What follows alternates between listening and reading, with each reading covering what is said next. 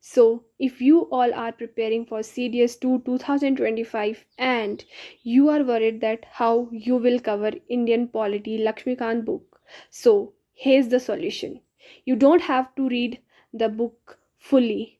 So, here are important topics which are previously asked in CDS, and if you will do this, you will definitely score better in CDS 2 2025.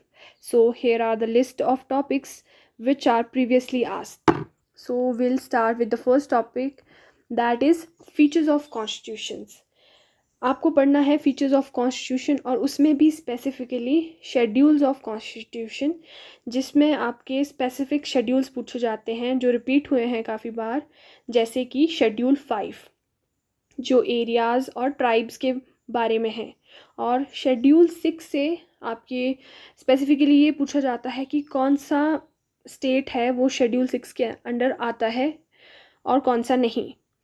फिर जो schedule 8 है उसमें आपकी languages दी है जो कि constitution recognise करता है, उसमें भी आपसे पूछा जाता है कौन सी लैंग्वेज इंक्लूडेड है कौन सी नहीं है, एंड कौन सी अमेंडमेंट से कौन सी लैंग्वेज आई और उन अमेंडमेंट्स में भी sequence of the language and कौन सी रिसेंट लैंग्वेज है।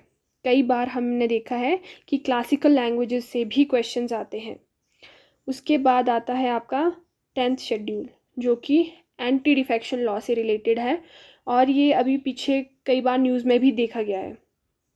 और जो 11th एंड 12th शेड्यूल है पंचायत और म्यूनिसपैलिटीज से क्वेश्चंस आते हैं, और जो इनके आर्टिकल्स है स्पेसिफिकली उनसे भी क्वेश्चन आते हैं। पंचायत वाले से हमने देखा है कि रिजर्वेशन ऑफ वुमेन कौन सी आर्टिकल के अंडर आता है, ऐसे क्वेश्चंस आते हैं आपके। और उसके बाद आपके सोर्सेज ऑफ कॉन्स्टिट्यूशन कि कौन कौन से कंट्रीज से हमने कौन सा फीचर बोरो किया है। इसमें आपके मैच द फॉलोइंग आ सकता है, find the incorrect pair, find the correct pair, ऐसे क्वेश्चंस। और फिर आता है प्रियम्बल।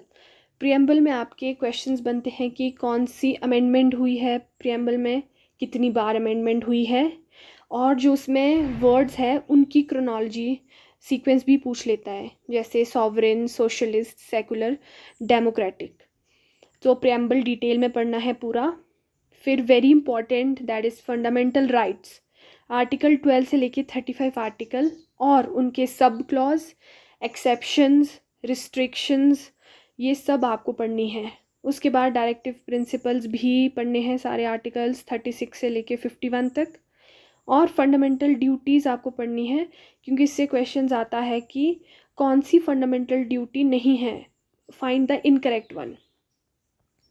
और नेक्स्ट है आपके पास कि इम्पॉर्टेंट अमेंडमेंट्स जो कॉन्स्टिट्यूशंस में हुई है, और रिसेंट वन भी पूछी जाती है, जैसे कि आपकी गुड्स एंड सर्विसेज टैक्स से रिलेटेड पूछी गई है अमेंडमेंट।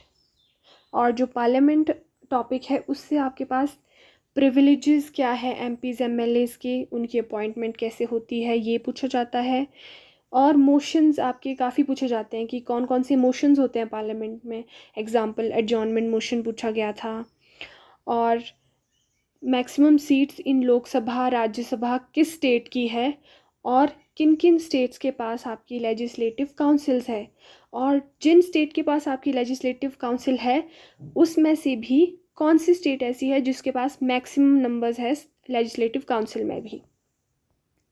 उसके बाद आपके पास क्वेश्चंस नो कॉन्फिडेंस मोशन से भी देखे गए हैं, डिलिमिटेशन कमीशन से भी देखे गए हैं, और पावर ऑफ राज्यसभा और एक्सेप्शंस, फिर मनी बिल, फिर प्रेसिडेंट, वाइस प्रेसिडेंट और जो प्राइम मिनिस्टर है, ये तो इम्पॉर्टेंट टॉपिक है बहुत, जो कि लक्ष्मीकांत में 1 या 2 पेज में दिए गए हैं, तो ये आपको पूरे ही पढ़ने हैं अच्छे से। उसके बाद आपके पास सुप्रीम कोर्ट की पावर्स और जुरिस्डिक्शन पूछी जाती है, जैसे ओरिजिनल जुरिस्डिक्शन, रिट जुरिस्डिक्शन, और कई बार सुप्रीम कोर्ट का हाई कोर्ट के साथ कंपैरिजन भी किया जाता है कि कौन सी कोर्ट की रिट जुरिस्डिक्शन वाइडर है, किसकी टेरिटोरियल जुरिस्डिक्शन वाइडर है, तो इसको भी अच्छे से पढ़ना है।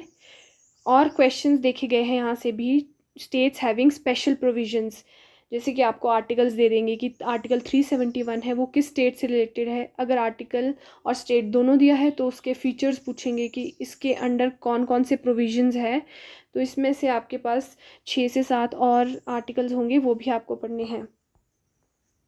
उसके बाद डिफरेंट कमीशंस से भी क्वेश्चंस देखा गया है, और साथ ही साथ constitutional, non constitutional, statutory and regulatory bodies से भी क्वेश्चंस देखा गया है। जैसे कमीशंस की बात करें तो हम central vigilance commission, national commission for women and backward classes, इन दो से काफ़ी क्वेश्चंस देखे जाते हैं। और नीति आयोग भी बहुत इंपॉर्टेंट है, इससे भी फ्रीक्वेंट क्वेश्चंस देखे जाते हैं। और अगर हम बात करें इलेक्शन कमीशन की, जब इलेक्शंस होते हैं तो इससे भी क्वेश्चन पूछे जाते हैं।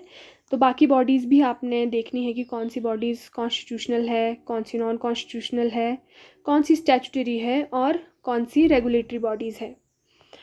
सो दीज आर द टॉपिक्स जो बहुत इंपॉर्टेंट है और आप इनको स्किप नहीं कर सकते CDS 2 2025 में अपीयर करने से पहले।